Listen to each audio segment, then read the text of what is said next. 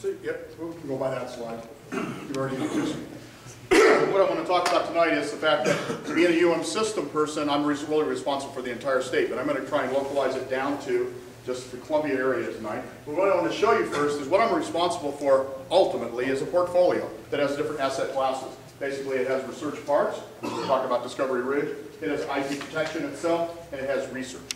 And so in these areas, what I want to say is one of the things that's happened this year is we've gotten several different allocations from the government already, or from the state government already.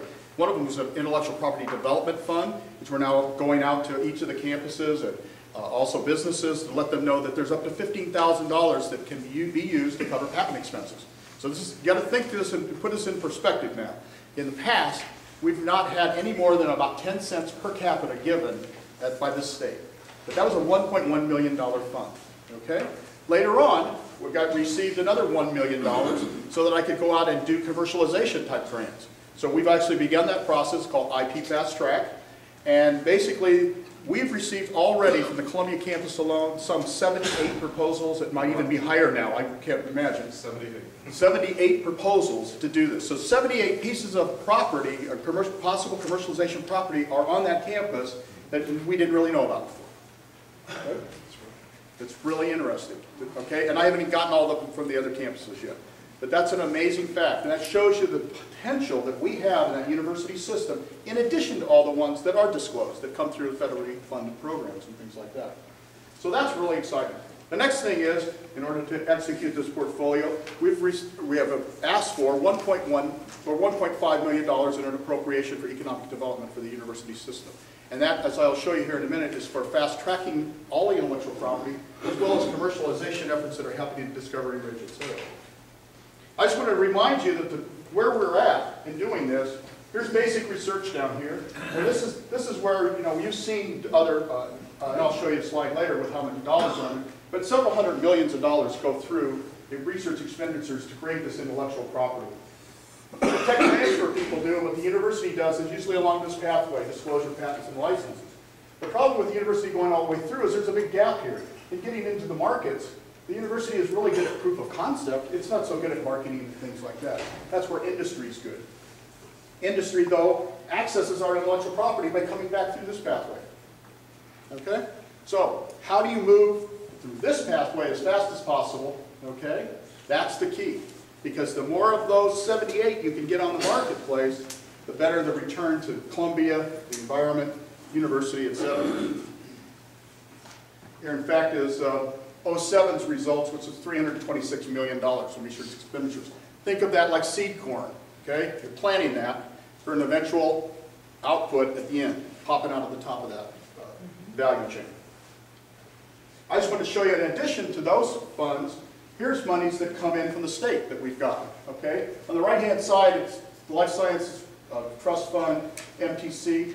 There's a total here of about $14 million. If you look on the left, you can see those that have MU next to them. And there's quite a few. So there's millions of dollars that are coming also from the state now through MTC and other organizations like that to support research on the campus at MU. Millions of dollars coming into Columbia. Here's what I was talking about. This is a fast-track program for intellectual property. We hope to drop the time from 9 months to about 90 days when we get stuff out. So that's part of the overall process. Here we are talking about research parks, etc. What I want to show you is, these are all the areas that I'm working in now. When I started, which was last December, they had 3 projects going. So now we have almost 9 projects going around the state. One of those being Discovery Ridge. Another one which is going to open soon is MU Incubator. I see Jake out there. And the interesting part about this is that, you know, I think this, the last couple of weeks we were working on a bid and stuff for some people that were interested in some land out there. And I think that went really smoothly. And we were able to put together that package very quickly and stuff. And that's the kind of thing that we want to do. What's happening at Discovery Ridge right now, I've made a proposal to amend the master agreement that's out there for both the land and cut out a swath, you might say, of 500 acres over a 25-year period. And then what we'll do there is we're able to, like with this particular recruit, you might say, we're able to find a spot in there that was just perfect for them, okay? Because we have the additional acreage now that we feel that we can actually utilize the park more fully. And I think Jay's going to come up later and talk about the other side of Discovery, which will be good. Because I think it's a total package. If you ever get a chance to go to Missouri Research Park up in St. Charles, that's what we envision this to be looking like. You can look at that park now and go back 25 years when it was dirt, literally. And now we've got 2 sites left. Okay? And that's what we see as the future. I just wanted to use one slide to talk about 2 things that are happening. One, the incubator, and the other one, the International Nanosciences Institute. Both of those are $10 million projects, basically, in Columbia. Both of them will house, not only in the case of the incubator, will house new startup companies that will be bringing in money from outside, but also the Nanoscience Institute itself is bringing in millions of dollars. We'll be bringing in 10s to 20s of different faculty members, star faculty members that will themselves bring in millions of dollars. So these are all economic development aspects into this city. Another thing I wanted to make you aware of, because I don't think many people realize this. They talk about venture capital, but the university actually invests in venture capital companies. And to date, we've invested $39.5 million. That's money to come back to the researchers, okay, in the form of capital so they can run their companies. I don't think many people understand that. But over the last couple of years, we've been doing this, and we're making new investments all the time. So this is venture capital that will be available for our researchers here in Columbia to start companies. So the idea that there's no capital is not really true. It's out there. We're making investments in these funds also. It's exciting that the University of Missouri has decided To do that. over these years to make this a priority. Yeah, it is a priority. And they understand, I think, that they can't rely entirely on state funding. And they've got to replace that state funding as it declines with money that they generate. That's right. And this is what Mike's working on. Pretty exciting. Right now, we're waiting for the due diligence on these last 2, but this has been done just the last month alone. We've done $3.5 million Great. as an investment. Thanks, Mike. And the last thing I want to show you, one of the other parts of That's okay. That's a data mart.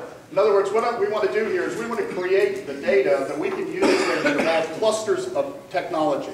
And I'll just show you one example of one that I did in an NSF grant. Basically, this shows us a network of people who are working in certain areas. The size of the boxes have to do with how much money they get. And we're tying them together from data that's sent to the grant data system. Okay, so we can find then, if somebody comes to us and says, well, what about this area of nanotechnology? We can find who's working on it and who they're connected with in our system. We want to expand that to the whole state. So that's the beginning. So does a cluster then mean a group of businesses that might be working toward out of a certain idea or a certain area? Exactly. And that's what we have to define. That's right. And we have to sell as a community our ability to handle those clusters. And what we'll be able to do in the future is be able to find those people. Right. Very good. Thanks, Mike. Thank you.